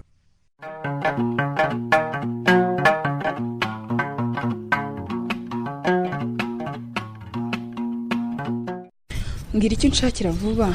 Ndashaka kugera mu rugo hakiri kare ngategura isomo ry'ejo. Ku mugabo wawe ni diregiteri nta kibazo ufite. Uzigisha ibikuje mu mutwe. Wumva hari uzaza kuguhagarara hejuru ngo ibyo wateguye biri hehe? Ariko ntibyatuma ndara mu nzira. Bagomba kugera mu rugo hakiri kare nkakira ibyo mfashamo n'ababyeyi. Ndakuzura inyamwari sha. Wanga gutaha amajoro rwose. Ariko ugira ikibazo kuko ababyeyi bawe barabizi ko turi kumwe. Kandi n'ubukwe tugiye gupanga nabyo barabizi rwose. Ubukwe bwandese? Ubukwe bwande twaba tugiye gupanga. Hari umwarimu dukorana ufite ubukwe vuba aha? Ndavuga ubukwe bwacu sheri. Wakomeje kwicisha hariya ndakureka. Uko burya ndabizi wari warakunze umuntu kumwikuramo biragora. Nafashe umwanzuro wo kutakuvuna ndabipanga neza byose. Wari hasigaye dukiya nitwo nashakaga ko twumvikanaho. Ariko noneho ubanza ufite ikibazo mu mutwe. Ntabwo uri muzima rwose. Wapanze ubukwe bwacu sije nawe turakundana. Wowe upanze se wabanje kumbaza? Ahubwo se ubwo wapanze ibiki ureka ibiki? Urumva nyine cyabaye. Babonye ko nyine byakugoye kwikuramo Parufe. Mfata umwanzuro rero nanga kukugora iby'ubukwe byose ndabitegura. Uriho nagira ngo twemeze ikanzu nzakugurira ukwingana, menye inkweto wambara uko zingana. Ndumva ari nibyo ngushakaho gusa ibindi se birateguye rwose. Ariko abantu barabona koko hanyuma se abandi bajya kubana babitegurira mu muhanda. Ariko icyo si ikibazo cyanjye. Nagutumyeho kenshi guzi wanjye tuganira uranga. Nanagusanze wanyu kenshi ukanga ko tubiganiraho. Rero nibwo buryo bwa nyuma nyine bwashobokaga ko twabiganiraho. Ndi muzima ntaba nataye ubwenge simbimenye. Ntaba se ndi kurota mpagaze ndi mu nzira ndihe koko. Muri muzima wito nta kibazo ufite rwose. Ahubwo uri kumwe nanjye Sebera diregiteri umukunzi wawe. Ubu turi kuva ku ishuri tugeze nyine ku makawa. Ibyo ndi kukubwira ni ukuri ntabwo urimo kurota rwose. Ngiye kugukiza urubwa wambitswe na kariya gasore kagateka mutwe. Ngushyira mu rugo iwanjye umugore mwiza wizihiye urugo sha. Umva rero nkubwire kandi nkubwize ukuri diregiteri. Ibyo byose umuvuga nta na kimwe ndi kumva pe. Niba warakoze ibyo byose umumbwira uteganya kuzabana nanjye. Wihangane kuko ngiye rwose nzabana na Parufe. Ako wahumuye amaso kareba ku ruwito. Ako gahungu kagutaye kakakurutisha amafaranga kagiye gushaka mu mahanga. Kakaba katajya kanakuvugisha. Uragashaka wiki koko. Ariko Sebe twubahane. Parufe n'umugabo wanjye utongera kumutuka nkumva nagushiraho isoni kandi nawe uri umuyobozi wanjye. Ariko se uri umugore wa Parufe gute? Koko uriya muhungu yakubeshya atazanagaruka. Uzaba umugore mu mwuka se? None se wito. Uko ukwezi kwa 3 kurenza ku mwaka yari yaragusezeranye. Rero Sebera reka ngukurira inzira ku murimo. Ndabona rwose udashaka kunyumva. Parufe yaza ataza ndamukunda kandi niwe mugabo wanjye uba mu mutima wanjye. Arabanza akikurikira ndetse akaniheruka, ntagira umusimbura. Umutima wanjye ni uw'imbere n'inyuma. Wito aho uribeshya kandi uribeshya cyane. Parufe uramukunda ariko ntimuzabana. N'ikimenyimenyi Parufe azi ko washatse umugabo kera, nawe yamaze gushaka umugore kera. Urumva nta gahunda afite rwose yo kugaruka, kandi naramuka nagarutse azazanye n'umugore n'umwana. Urumva wose nta kibazo directeur, nashaka azazanye n'abuzukuru. Ntibyatuma mbana nawe wowe sebera, kuko aho kubana nawe byaruta nkapfa ntashatse. Ugize ngo iki Wito? Uko niko kuri rwose. Nuko mbwiye ngo aho kubana nanjye byaruta ugapfa udashatse. Kenyera ukomeze noneho rero, ndaje duhangane. Ngiye kugukora akantu uzicuza, ndetse wicuze n'ikiguteye kuntu ukabigeza ahangaha. Kandi kirenzeho nzakurongora nongere nkurongore, maze ujye uhorana ikimwaro cy'amagambo uvugiye muri uyu muhanda. Nta soni.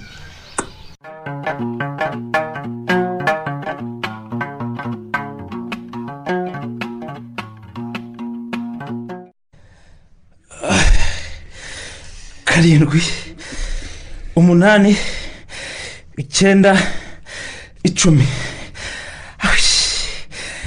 banza ujye nawe Parufe, sinire kwicwa no gutera iki cyuma pe.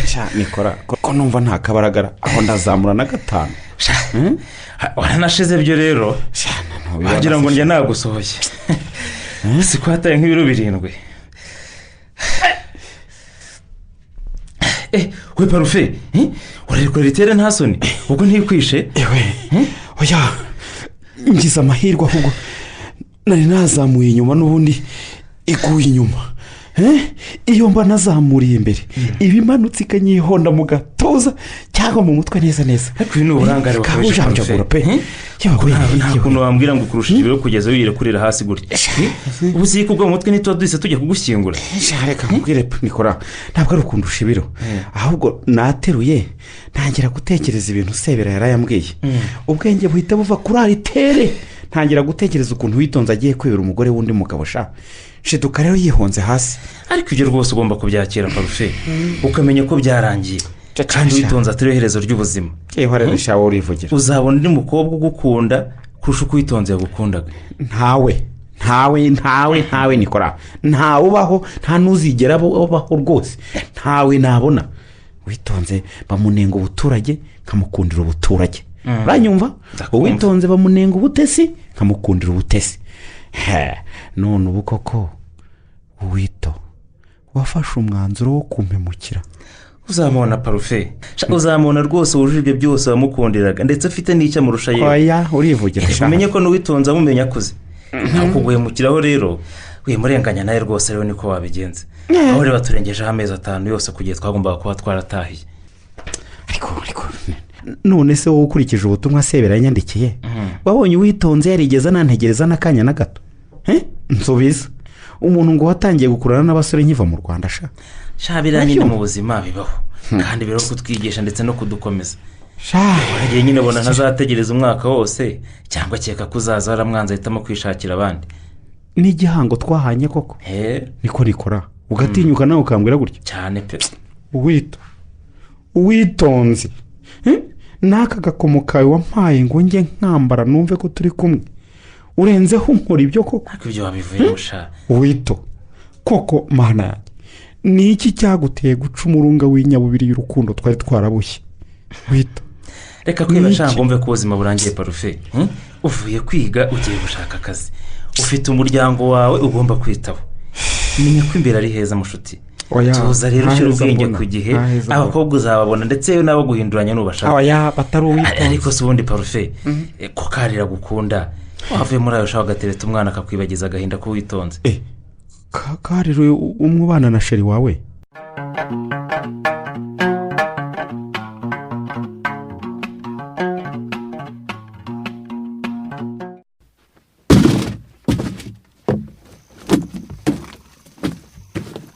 Yaba abakobwa bakowe ibi ni ibiki we? Witonze mwana wanjye, wafashwe n'ibiki koko? Nta byamfashe mama, ibyo nkora ndabizi rwose. Sigaho mwana wanjye, ibyo n'ubukunguzi nta muntu umena ibishyingiranwa. Ibishyingiranwa bishyingiranwa nde mama? Ko mwasuzugiye namwe mugakabya. ubu koko mwicare mupange ubukwe ngo muzanshyingira sebera kandi kuva kera narababujije nababwiye ko uriya mugabo ntamukunda koko.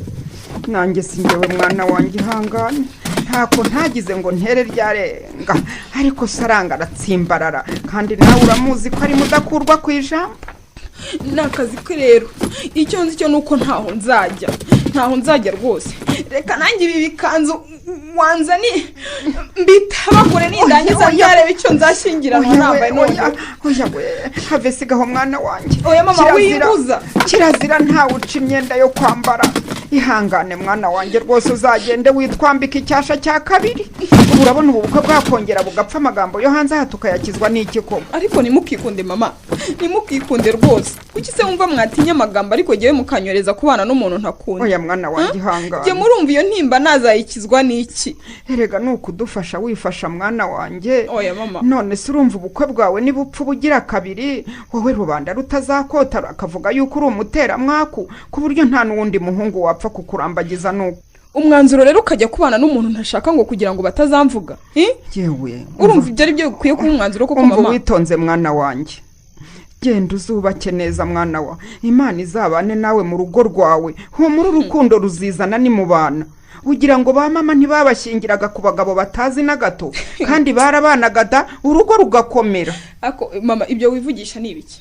ariko ubwo umukobwa urimo uramuhendahenda miki ibyo ko ari ibyo arimo yigira ejo nibaza kumusaba ntibizaba byashize. papa ntaho nzajya nushaka uzanyice ntaho nzajya rwose. nzabatinya mino niko ibi ni ibiki wakoze wito n'ibiki ibikoresho byose sebera yaguze wabimenye n'imyenda uzashyingiranwa urayica nta soni. ibi ni ibiki? nakubwiye ko ntashobora kubana na sebera rwose. ibyo wakora byose uraruhira ubusa. ntabwo aha ngaha turi mu kinyejana cya 16 aho bajyanaga umuntu nk'inka. nako n'inkiyo yanze ikimasa mbona yiruka ntasi uko umuntu. niko erega nikareba ibyo kakoze katinyuka kakavumvura nta soni. ariko nawe jya ugenzura uburakari bwawe muze. uburakari si koko nta soni ugatuka umukobwa nk'umugiye gushyingira ngo aravumvura. oya rwose. ngo nkamutuka wose nkwereke ahubwo n'ubundi barayivuze ngo igihugu kidakubita imbwa cyorora imiseke. wito urareba ibintu byose wangije ngiye kugukubita ngo ukubite ku buryo ukeka ko ntari butera so wakubyaye ndagukubita. oya we oya nukuri yababa we utera sigaho rwose utanyicira umwana. ariko uyu musaza yabaye ikinone. sigaho ndekera umwana ndekera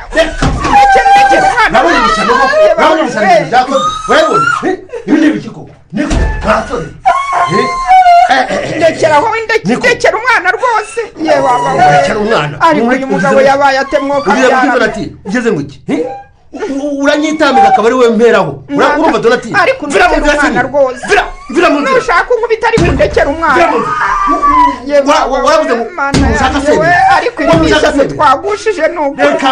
ndekera umwana ariko rwose ndekera umwana.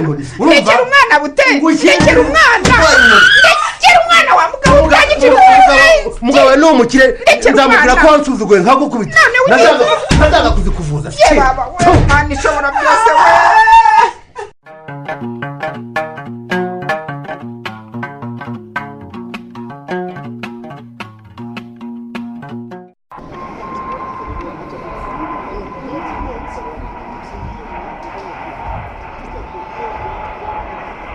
baba we parufe bivuze ko n'inkweto zanjye mwana. oya izihe se kandi?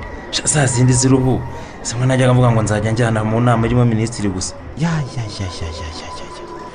koko dise ejo wazishyiriye wa mugabo ngo azikugabanyirize izuru none ntiwazigaruye. ukuntu twari twashyushye n'ubundi ntitwari kubura ibyo duta.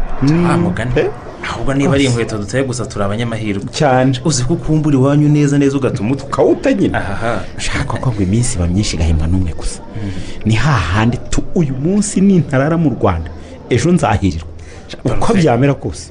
nta mwanya wo gutakaza rero ni uguhita dusaba akazi muri za minisiteri ndetse n'ibigo byazo ubundi tugatangira gushyira mu bikorwa ririya koranabuhanga ry'ubuhinzi twigiye hano mu mahanga. urumva se tutabikoze twaba tumariye iki gihugu cyatwohereje kwiga koko. kikatwohereza kwiga uko ahandi nyine bahinga kijyambere.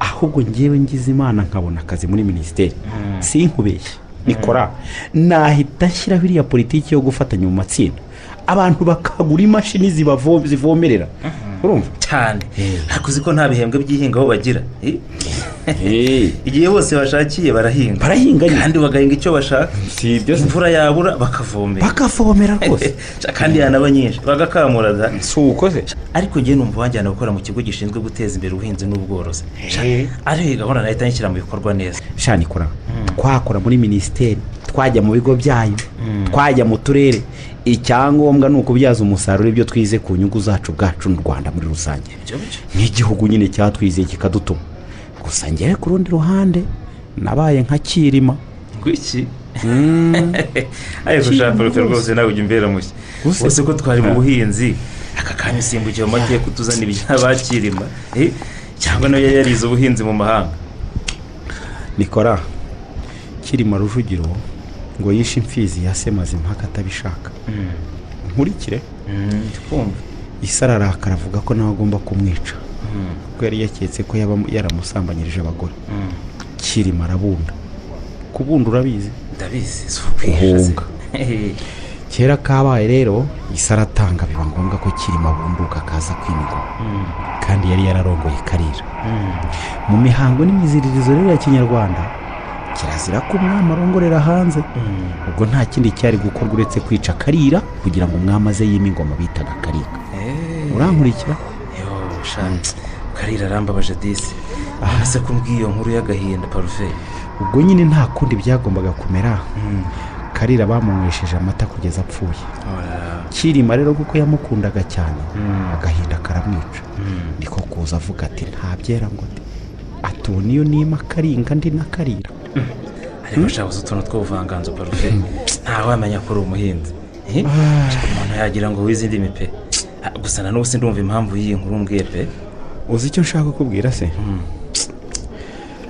byari byiza ko tuvuye kwiga tukaba tugiye gukora tugakorera igihugu cyacu natwe kandi tukiteza imbere ariko ibyo byose ni ubusa kuba ngiye gukira ntakiranye n'uwitonze oya rwose ariko kwitonza ibyo twabivuyemo ikintu gituma umutima utajya hamwe ni igiki koko ureba imbere yawe kukikijwe n'ibihumbi by'amahirwe nta mahirwe ntegereje arenze ayo kubana n'uwitonze ukora nushaka ubyumve byararangiye parufe uriya mugabo Sebera aguhaye amakuru y'uwitonze yose ko yasabwe kandi agiye kurongorwa ndetse ukurikije n'igihe abikubwiriye ndakeka ko byarangiye ari mu rugo none se muvandi udashaka gutuza ngo wiyakire uzajya kumuvana mu rugo rw'abandi uwitonze arongorwa n'undi neza ubu byararangiye koko ariko nikora ndakumva niyo telefone yanjye nandikire Sebera mubaze ikintu kimwe gusa yime hereza kuko byanga byakunda nta kindi kintu na kimwe nzakora ngeze mu Rwanda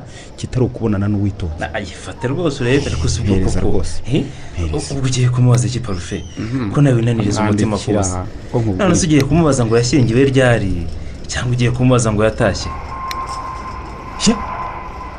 ntibishoboka uyu si uwitonze wanjye cyangwa n'undi kibaba utahita oya wito ntabwo ari we wanyandikira aya magambo ntabwo byashoboka ngo nde ngo witonze sha ntise witonze umunye parufe mbwira muvandi ariko kandi umanganye rwose dore bari abantu harimo kureba hano bitegereza ukuntu ushaka kurira reba nawe mfashe telefone njya kuri Facebook ngo nandikire Sebera mpita nkubitana n'ubutumwa bw'uwitonze data we dore n'ifoto iriho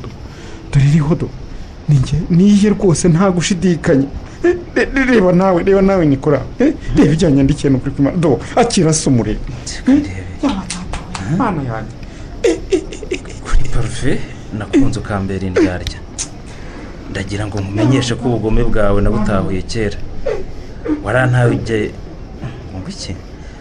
ujya mu mahanga usiga unziritse ku katsi ngo nzaheraho ngutegereje ariko ntibyabaye sinakwifuriza intabi nk'iyo wanyifurije uzubake neza n'uwo ushaka nanjye ngiye kubaka n'uwankunze uruzira imbere urabeho mana yanjye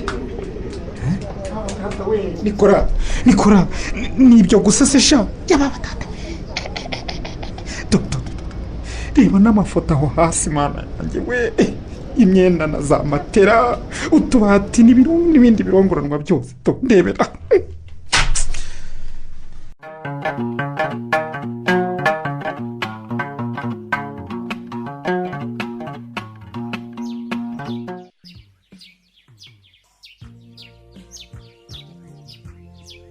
mwana wanjye mbabarira ndakwinginze wintera agahinda mu kandi Wito. ubu se urandusha agahinda koko mama? ubu nkwiye gukubitwa inkoni iboshye umwana warangaye akonesha. none se mwana wanjye ko nawe uri nka so mwese ko mutsimbarara kimwe, wabonye yaragukubise ngewe wansize? none ndakubwira ntihangane witegure uze usabwe ukananira. ubu se urabona noneho naza haracura iki?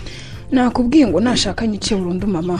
ayiwe ubwo bukwe ntabwo njyamo, kandi icyiza ni uko napfaho kubana na Sebera. mwana wanjye ntukarahire utyo.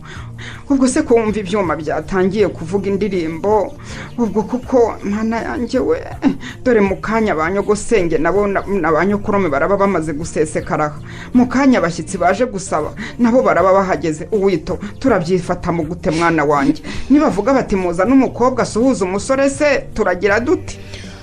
igisubizo cy'icyo kibazo gifitwe na papa. baba mana yanjye ibi ni ibiki noneho we? ibi ni ibiki mbonye mwuka byaramwe? aya mahana abaye wanjye ndayakika nte? biravugwa ngo iki ndakwirwa hehe we mana yanjye? Uwito mama, iki David? mbonye parufe, ndamubonye n'amaso yanjye. ngo iki David? iyi mbonye parufe ndamwiboneye. ariko wa mwana we wabaye ute David? wagiye uvuga ibyo wahagazeho? kabwire mama kajye kavuga ibyo gahagazeho.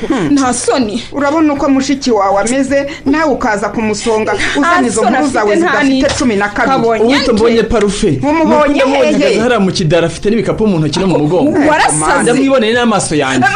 mama mpizo kamambiri. akira shaka ndamwiboneye. akira ujye kureba ko ibyo akagahungu kavuga. wabona muri iyi saha mpaboneye igitangaza mana we. parufe ni wowe? Wito, ni wowe mukunzi wanjye rukumbi kuva kera kugeza ubu? ni njye wagukunze ntitaye ku kintu icyo ari cyo cyose. ni njye uzagukunda turi mu isi no hanze yayo, nkazakomerezaho parufe. ako si ubwo koko washyize ibyo bikapu hasi ukanterura ko? data we, ahubwo usaba gushyira mu mugongo nkajya kureba mama we. Ana we parufe ni wowe? mana yawe niko kutambwira mukunzi wawe, ngaho ushire mu mbiri iki kuri ku mutima. niko Wito, ni wowe cyandarota? sinabasha kukubaza ngo urankunda kuko ntacyo ntarebesha amaso rwose, ariko wanteye guhangayika cyane. iyi myaka yose ishize warampangayikishije. ntabwo ari wowe wahangayikishije nyine sheri. parufe ko wambwiye ngo nzagore telefone tujye tuvugana, kuki nayiguze nashyiramo nimero zawe nkagushaka nkakubura? icecekere Wito, icecekere rwose, turi hano iwanyu haje n'abantu bataza kubona urira. uko byagenze rero nagize mu mahanga bisaba kugura simukadi zaho barizo nkoresha nyine. nabuze uko mbikubwira pe, ndavuga ntari kubwo nimero yawe nyize mu mutwe, nifungura WhatsApp nzahita nkubona mfite nkwandikira. nuko byagenze rwose. naragushakishije ndashaka nshyiramo nimero zawe zose, ariko ndangije ndaheba. Brigitte na David baramfashije biranga, abantu batangira kumbwira amagambo ngo wambenze mu ibanga. tekereza n'ukuri parufe, ibyo nahuye nabyo bizi Imana yonyine. sheri ihangane, warakubitetse n'ukuri, ariko nanjye ntugire ngo nari norohewe pe. naryamaga ntaryamye, nkirirwa ntiriwe, naragukumbuye ndananuka, nta kazi ibiro 10 ndise ko nanjye nashakishaga nimero yawe ubwo sinyibone. byagenze gute kandi umbwira ko telefone wayiguze? sheri waragiye maze Sebera bambonye icyuho. Sebera antesha umutwe kuri telefone, antesha umutwe mu kazi, antesha umutwe mu rugo ngo ashaka ko tubana. numva ntayo ubwenge neza. tekereza n'ukuri kw'Imana. ubwo rero ngize amahirwe nguze iyo telefone nshyashya, niko kwigira inama nkagura na simukadi nshya atazi, ngo ndebe ko noneho nakwiha agahenge.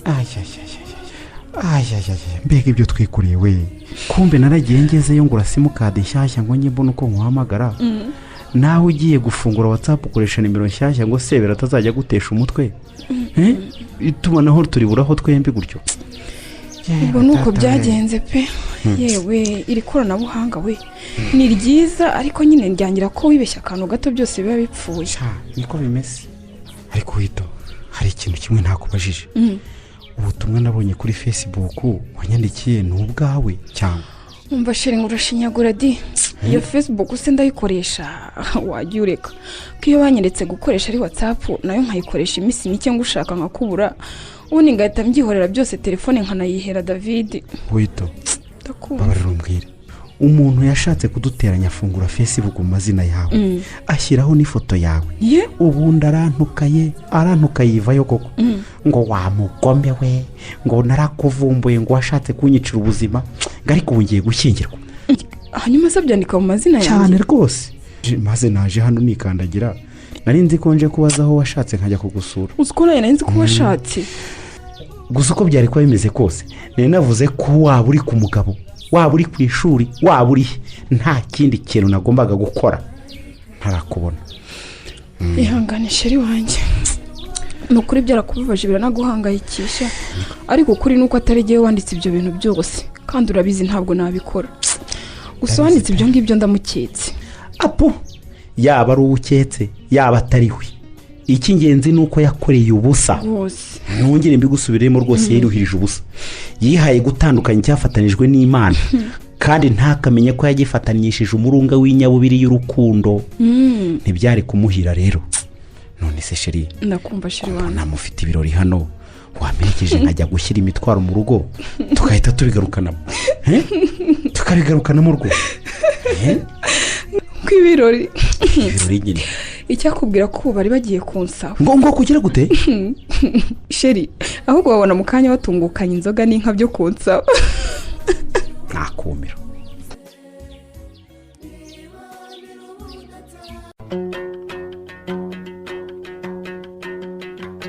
muri uyu mukino inyabubiri y'urukundo wanditswe n'umubyeyi Desituri Sylvia mwumvisemo Parufe mwakiniwe na Twagirayezu Evariste Uwitonze mwakiniwe na Mugeni Yeme Nikora mwakiniwe n'Imanishimwe Samuel Brigitte mwakiniwe n'uwa Maria Olive Sebera mwakiniwe na Niyitegeka Graciane Felicita mwakiniwe na Mukamusoni Josephine Donatira mwakiniwe na Murizaboro Marie Antoinette Butera mwakiniwe na Katarebe Jerome naho David mwakiniwe na Sibomane Emmanuel umutoza w'abakinnyi ni Musaidizi Jean Dodier ni mugire ijoro ryiza